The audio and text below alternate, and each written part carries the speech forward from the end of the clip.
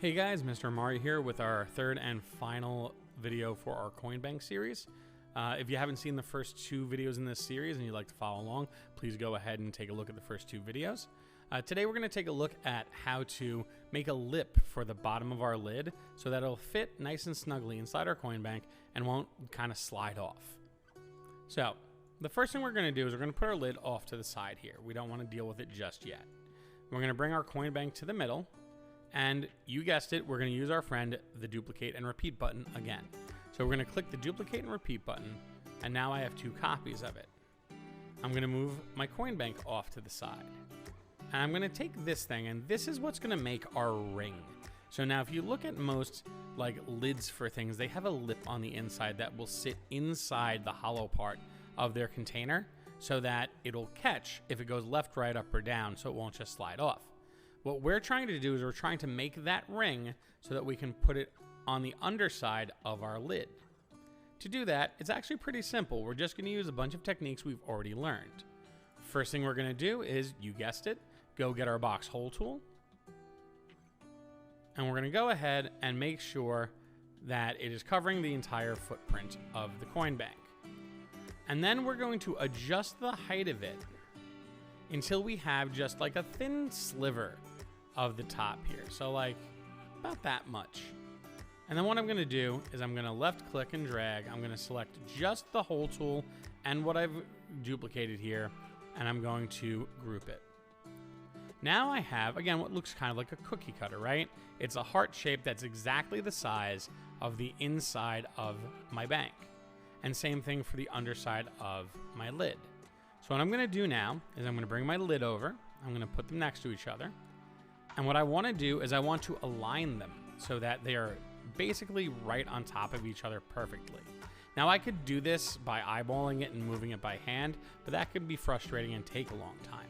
Instead, we have a tool to help us do that. To align something perfectly, you simply have to select both of these objects. And then up here next to our ungroup tool, there is what looks like a bar graph called the Align tool. If we click it, you'll notice that your bounding boxes have changed into dots.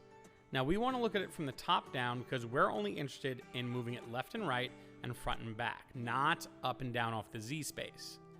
And then very simply, each of these dots represents a place where you can align them. And I want to align these dead center. So now they're aligned dead center on the left. And then I want to align them dead center, left and right on the x-axis. So I click dead center, and now they are perfectly aligned. It's a very quick way to align two different shapes as opposed to doing it by hand. The problem is this is still basically just an extra layer to our lid. It's not going to fit inside our bank. What we have to do is we have to take this underside, this little ring we've made, and we have to shrink it down a little bit.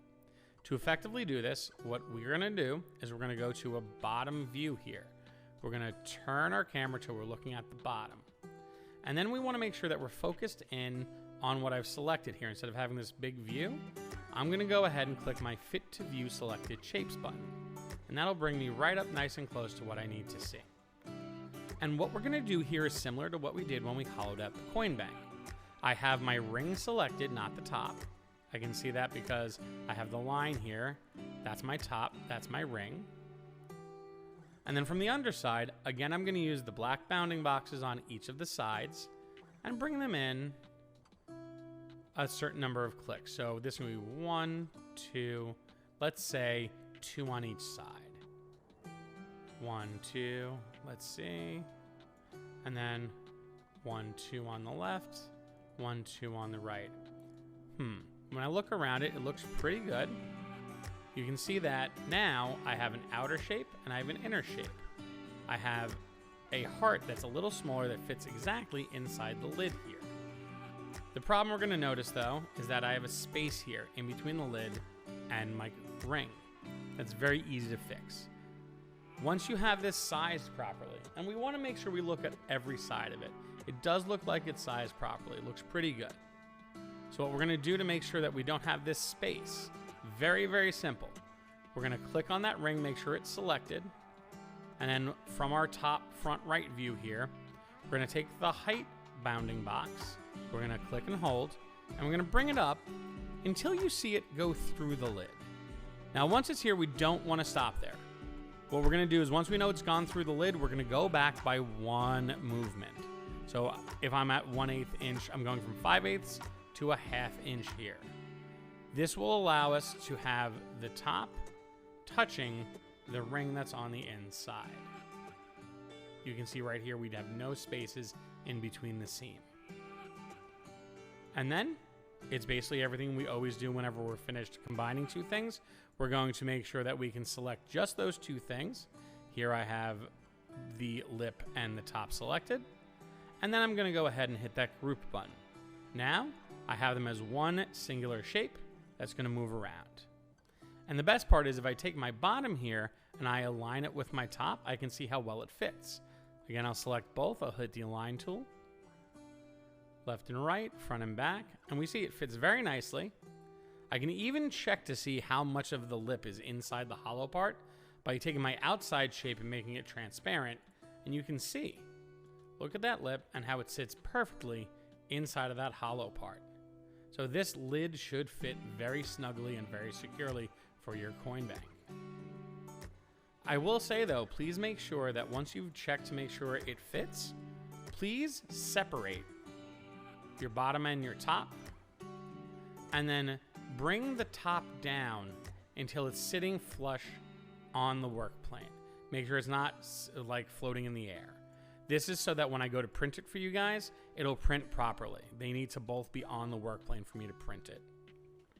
So that's the basic, guys. Once you have this basic shape in this lid, you can go ahead and decorate it however you want. Use some of the techniques we've already learned to add other shapes to it, to put your name on the top, or however else you would like to decorate it. As always, to make sure we save it, we're going to change the name at the top. And make sure if it's done, put the word done. Would help if I make coin bank 2 words. And then we would hit the TinkerCAD logo to save. That'll save your work and bring you back out to the dashboard.